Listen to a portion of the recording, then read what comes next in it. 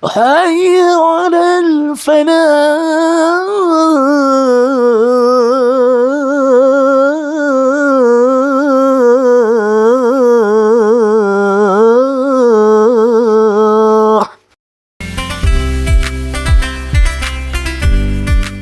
Assalamualaikum warahmatullahi wabarakatuh. Hadirin kaum muslimin yang berbahagia, kita sudah masuki pertengahan bulan Ramadan, dan biasanya di hari-hari ini umat Islam di berbagai penjuru negeri Indonesia ini biasanya sudah mulai ada aktivitas untuk menghimpun zakat fitrah gitu ya, zakat fitrah. Padahal sebenarnya rukun Islam yaitu zakat, Islam yang ketiga, syahadat, kemudian sholat, zakat. Dan yang ketiga ini sebenarnya kan ini mengandung makna yang sangat luas, bukan hanya zakat fitrah, tapi mungkin yang paling dikenal oleh umat Islam, yang paling banyak dipraktikkan oleh umat Islam itu saat ini adalah zakat fitrah, yaitu zakat berupa beras atau makanan pokok yang lainnya yang kemudian itu dibagikan atau diberikan kepada umat lain yang kekurangan, dan kan biasanya ya di hari raya Idul Fitri, sehingga kaum papa itu bisa merasakan juga kenikmatan dan kebahagiaan di hari raya Idul Fitri. Nah, terkait dengan zakat, sebenarnya kita sudah, negeri Indonesia ini ya sangat baik hati gitu ya kepada umat Islam, karena umat Islam itu kepentingannya dalam urusan syariat itu dipenuhi oleh negara ini. Ya, kita memiliki undang-undang tentang penyelenggaraan zakat misalnya. Kita juga memiliki lembaga yang sudah terbangun dengan sangat rapi dan struktural gitu, dari mulai Basnas RI di tingkat pusat, kemudian di tingkat provinsi ada Basnas provinsi, di tingkat kabupaten ada Basnas, dan di tingkat kecamatan atau di yang lain itu ada UPZ atau unit pengumpulan zakat. Dan lembaga-lembaga umat Islam yang lainnya, lembaga sosial itu bahkan bisa kemudian menghimpun zakat juga gitu. Jadi tidak ada halangan, tidak ada kesulitan bagi siapapun yang merasa telah memiliki kemampuan untuk berzakat untuk kemudian menyalurkan zakatnya kepada berbagai lembaga yang telah ada. Kemudian nanti lembaga-lembaga itu akan mendistribusikannya kepada masyarakat yang membutuhkan atau yang disebut dengan asnaf, bagian-bagian atau unit-unit masyarakat yang berhak untuk menerima zakat. Nah, ada satu hal yang penting, bahwa zakat itu tujuannya adalah untuk mensucikan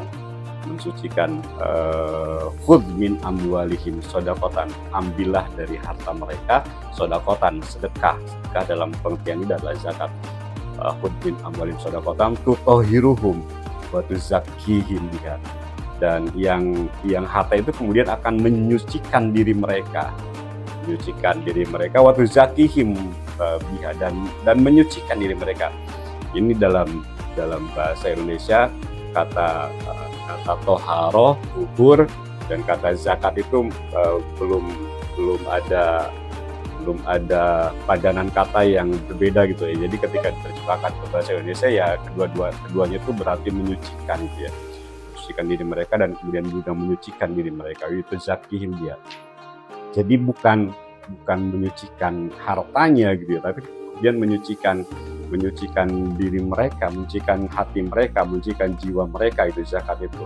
Karena ketika manusia lahir, itu kan manusia itu kan sendiri gitu, dia jitumuna furoda gitu, dia datang ke dunia ini dalam keadaan sendiri, lepas dari apapun, lepas dari berbagai ikatan, kemudian nanti juga akan kembali juga dalam keadaan sendiri juga.